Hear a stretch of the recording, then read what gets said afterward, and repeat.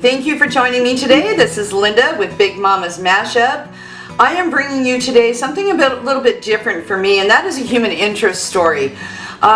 This story came through my feed, and I immediately was impacted by the similarity between the story of Austin, your brother, and Chris McCandless, Into the Wild.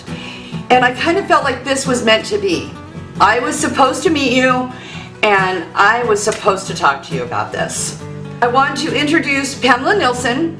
She is the sister of Austin Oldfield, who went missing in 2015. So it has been a long 18 months. Pamela, thank you so much for joining us today. Thank you, Linda. It's a pleasure to have this time with you, and I really, really appreciate it.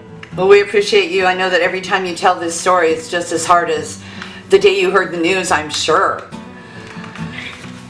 Yeah, it changes. You know, it changes over 18 months.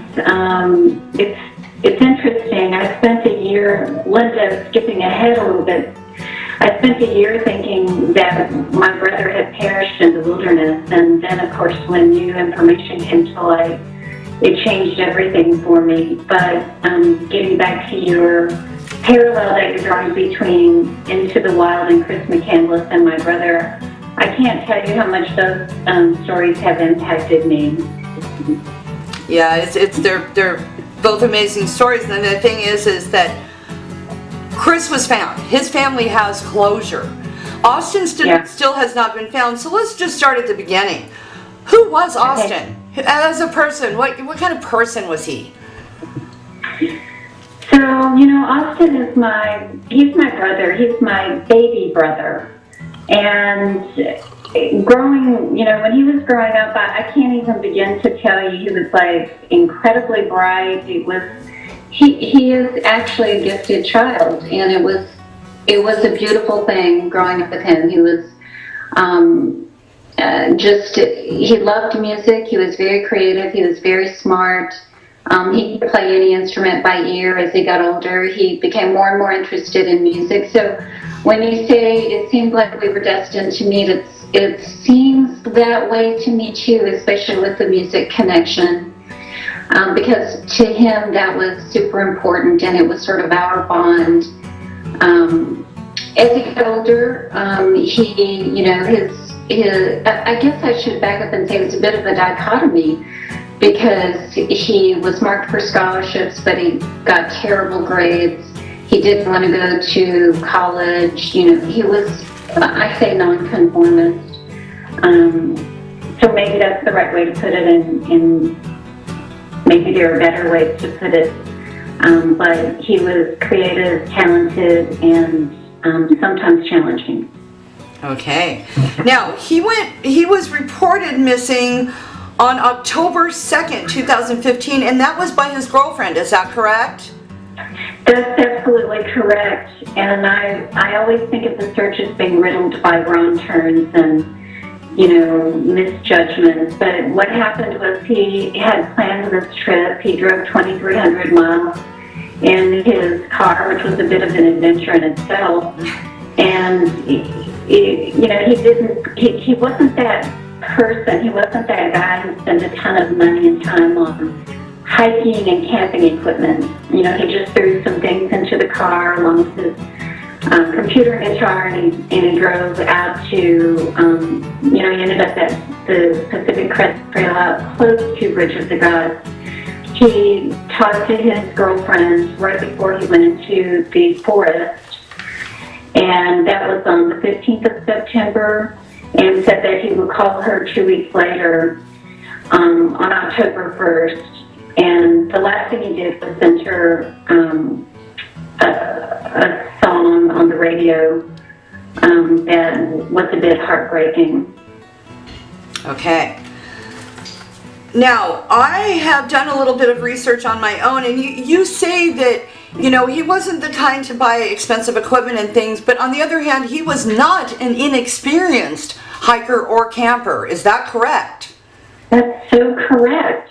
I mean, I've spent the last 18 months sort of recovering all of his tracks, and I've talked to so many of his friends, And I've become so close with his girlfriend, for example. He was a very experienced hiker. And the one thing that, when I would talk to his friends and say, because I'm not a hiker, I'm not a camper, I would say, is he really good enough to go into these woods? And all of his friends 100% say, yes, absolutely. He's an incredible hiker. He's very good in the wilderness. Nothing can shake him. So it was hard for me to put these different pieces together, but you're absolutely right. Lots of experience.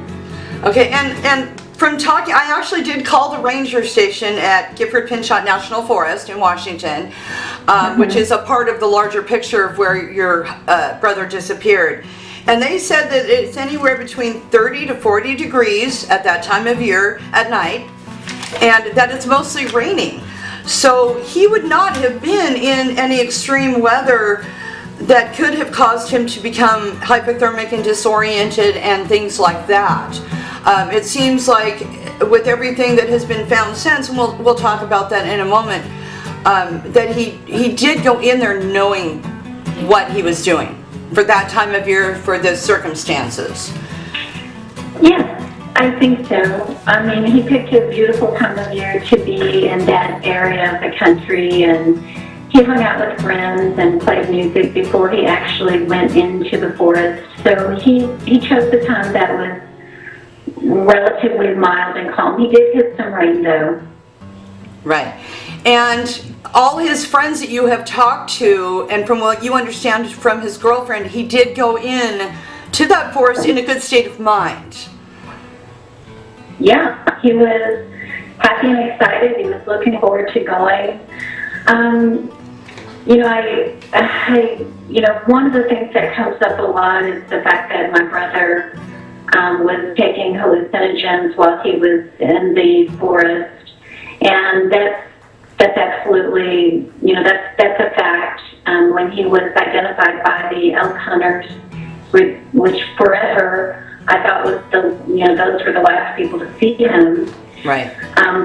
Their report didn't exactly, lend itself to you feeling very confident about things, but it didn't shake my confidence in my brother either. Correct. And the thing is yes, the hallucinogens can cause those types of reactions, but other things can too.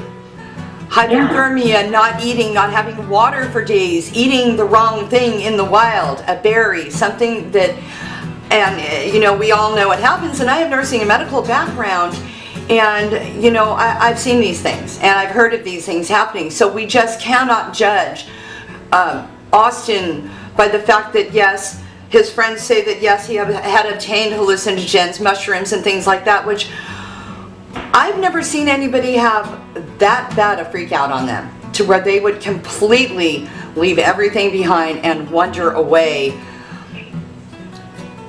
and not come back from it. Do you know what I'm saying?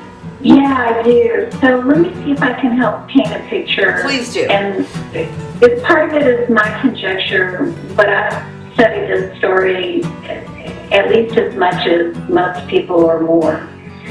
And when you consider that my brother was lost, so he was lost for actually 2 days out in the forest, and when you're lost in the forest, you don't know that there's an end time to being lost. And a lot of times when people get lost, they experience, they go through something that's almost a bit primal in terms of how they react. So I've heard and read about this. So that was part of the story. The other part was, when he ran into the hunters, he only knew exactly where the road was. We don't know that he knew where his campsite was, because the hunters didn't know where his campsite was. They only knew that Austin was in front of them. He looked like he was taking something, and that he said he was lost. He told him his name, and they showed him where the road was. So what he knew at that point then was where the road was. Right. So I don't think he just wandered off. I think he was probably concerned about surviving if he didn't know exactly where his campsite was and if he'd spent 2 days lost. Correct. Correct. Let's start with, he was reported missing. What happened next? Let's start with the search, the agencies involved. Let's just start from the beginning of your story. Okay. So, as I mentioned, on September 15th, he went into the wilderness, and his last call was to his girlfriend. And when she didn't hear from him on October 1st, she sounded an alarm. And she called the Skamania County Sheriff's Office. She said, my boyfriend's missing, etc., and tried to prompt them. They told her to file a missing persons report. So she and my mother filed a missing persons report in Louisville, Kentucky.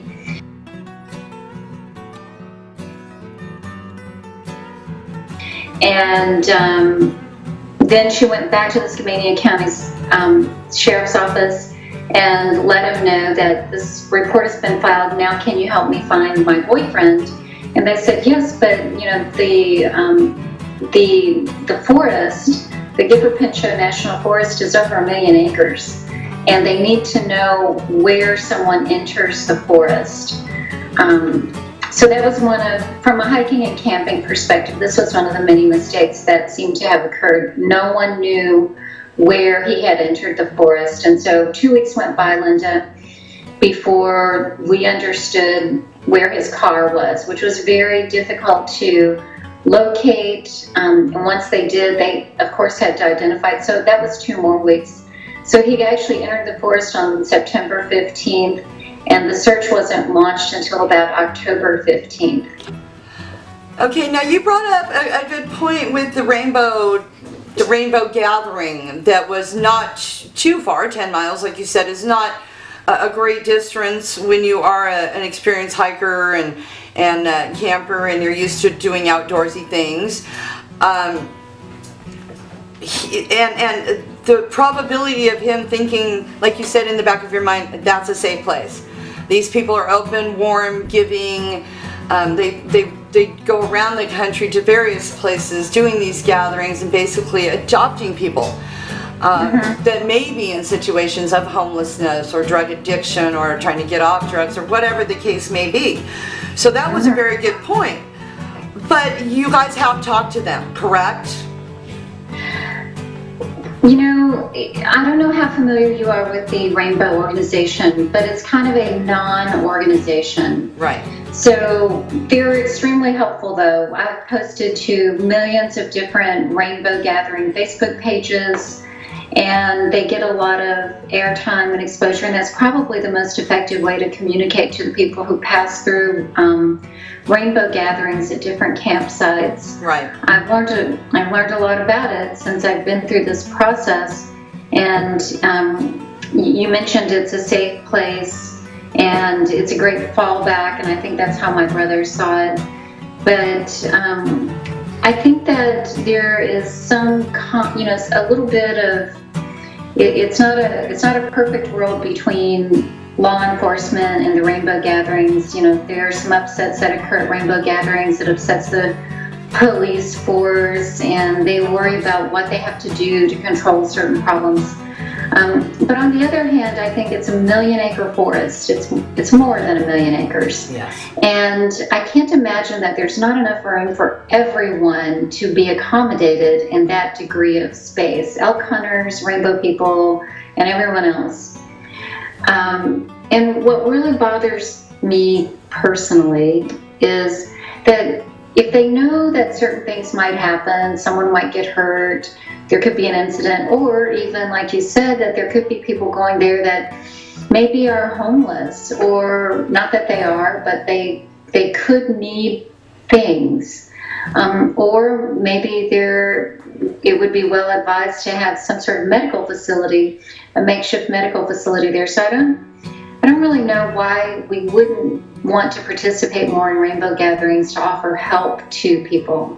Correct. There was talk that he had been seen, but they could not confirm the identity from the flyer of the missing person that you had when you showed it around at the rainbow gathering community. Is that correct? Yes, I have So I haven't been to a rainbow gathering. I'm thinking about going this July. They have an annual, it's like the big rainbow gathering is in Portland, in the Oregon area, not far from where Austin was. So I'm probably going to go there then. It's not exactly the kind of thing that I would normally do in my own personal life, but it's somehow very, very important to me now. I get that, and I think that we were talking a few minutes ago about people's reaction to the story and people's, what people embrace about this story and what draws them to it. And I think that's the bottom line, is the hope that is still involved, that Austin is still out there somewhere. And I think if you have a gut feeling that you need to go to the rainbow gathering, maybe there's a reason for that. I'm a firm believer in that, just like the reason that we met and that it was supposed to be. Okay, so let's take it from his campground was found, and obviously the ground search spread out, correct? How many people were on the ground searching, and for how long? So we had a 5-day search, and they're all well trained. They're volunteers, but they're extremely well trained search and rescue volunteers, or SAR for short. Right. And they canvassed the area where my brother's campsite was, and all around there. They can only go like about a mile in any direction. They can't go far because they have to make sure they cover every single inch where they are. Of course. And they don't want to have to redo the search. So it was amazing at the time that we didn't come up with any new information whatsoever from the search. And the feedback that we got, the family got from the Skamania County Sheriff's Office, which, they have a lot of experience with this, is that they said your brother is in all likelihood down. That's the word that they used. And we were under, the impression that my brother had perished in the wilderness. And I grieved intensely for a year over that. And then in January of this year, I learned it wasn't new information in January, but all the pieces hadn't come together. There was a positive ID, there was a picture that hadn't been located. The sheriff's office didn't understand that it really was Austin. So there were a lot of different things that didn't get to me until January. And then when all the pieces fell into place, what we understood is that he'd been given a ride out of the area after the two hunters had the exchange with him.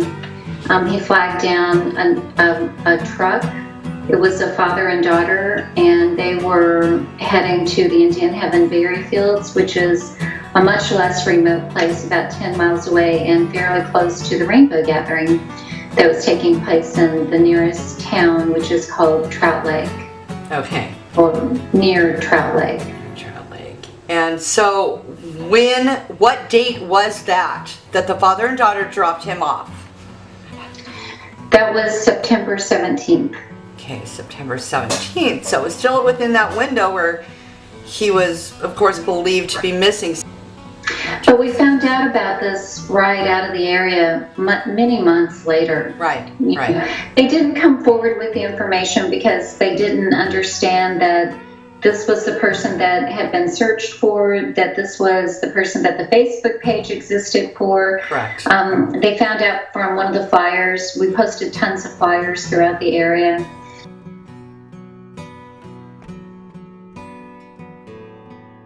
And the flyers have been extremely helpful in terms of helping galvanize the search and getting information back. And the Facebook page has been extremely critically important.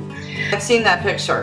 That's how he was positively ID'd as having been seen by them last. They were the last people to see him. Yes. Correct. Okay. Yeah. they were the last people that at least can offer a positive ID, and so we're very grateful for that. I'm very grateful he got the ride out of the remote location that he was in. In a perfect world, you know, he might have gotten to the next step, which would probably be a medical facility, because he probably needed, he was probably, in my opinion, he was probably severely dehydrated between all the different things that had occurred over the last few days. If he was lost, if he was cut off from his food and water. Yes. You know, if he'd gotten rained on and become more dehydrated as a result of that because he'd gotten chilled. If he had an injury, he was covered with mud in that picture. Yes. You know, that was very worrisome. When I saw that, I'm like, he's fallen. And if you've fallen and you're that disoriented, you very well may have had a head injury. I mean, it happens. It does. There's an extreme level of gratefulness to those people for picking him up and getting him out of the area. Right. But then I also ask myself, like, where's the humanity? Why not take it to that next step? If you just because you blow them off as homeless or a drug addict, or maybe somebody that was already involved in the rainbow gathering and wandered off, and you know, not giving that person a second look. The person, not how dirty they are and how disheveled they seem and how disoriented they seem, but the person.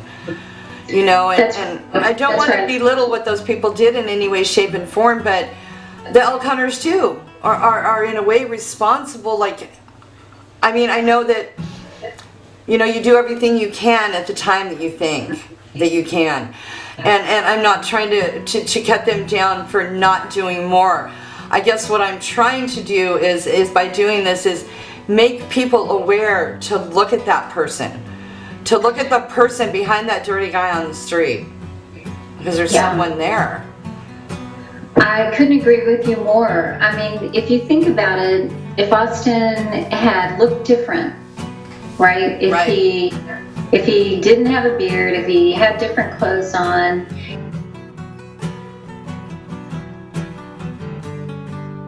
and admittedly, his behavior was erratic. It wasn't making sense, but that can happen if you're dehydrated, if you've had an injury, and it can happen too if you've also been taking hallucinogens, whether it's LSD or mushrooms or whatever it is. But how people might have reacted in that same situation differently, if my brother only looked different, I think is a very telling story, and it bothers me. Actually, it bothers me quite a bit. Yeah, it bothers me quite a bit too, which is really, I think, what propelled me to do this story and to reach out to you. You know, hearing the parallels in this story and the parallels in Chris's story, of course Chris was found because he left a trail a mile wide. Everybody that he came across, he made friends with, he drank a beer with. There was nobody for Austin to become friends with out there. He was alone. Yeah. You know, and that's what I think hits me. What is your honest feeling to this day? Do you think he's still out there alone? I think it's very much exactly, you know, how it looks. He went and he was looking forward to this trip. He has so many friends, and I don't mean, you know, casual acquaintances, but lifelong friends that reach out and they're heartbroken and they can't believe it. They, you know, so I find it hard to believe that my brother would knowingly be out there and choosing not to reconnect with at least some very important people to him in his life. It just wouldn't, it really wouldn't make sense. Could he still be out there? Yes, you know, because there's absolutely no proof, nothing has been uncovered that would make us think otherwise. And so, it's difficult, you know. There could be a number of things that might have happened, but I don't know the answer. Right. I really don't. Yeah, and I think that's the hardest part of this whole thing is just simply the not knowing. You know, it is hard, but I have to tell you, it's it's good to have hope. Right? Yeah, and you do definitely need to hold on to that hope. And that's why I wanted to do this story, to get the word out, to let people, even people that are in your brother's situation possibly, where they're out there and might be lost or feel That's lost. right. That there is somebody that you can always turn to. I think that's why this story is resonating with so many people, especially so many people that might feel someone they love got overlooked, or that they have been overlooked, or, if you're out there, you're worth finding. If you need help, there are people who care. And I can't tell you how grateful I am to you, Linda, for being brave enough to, want to dig deeper. Definitely want to dig deeper, and I definitely want to keep in contact with you about this story. So as of right now, it is still an open missing persons case according to the county sheriff, correct? Correct. Okay. Get as Austin Oldfield facts about the search, but if you just type in at Finding Austin, I think that's a little easier. You can reach me, you can reach the page, you can share information, you can actually see the whole story, and it's the same on Twitter at Finding Austin. Okay. Well, Pamela, I just want to thank you so much for joining us today. I really appreciate you telling your story, your brother's story, and I hope that by getting this story out there, then we can at least find some closure for you one way or another, and to bring you some peace. I know that's the hardest thing, is not having peace with it. Yeah, I've come a long ways, but thank you for saying that. And I think no matter what, there's an interesting story here to tell that matters to a lot of people. Well, it matters to me, so I want to thank you so much for joining us today, Pamela. Thank you.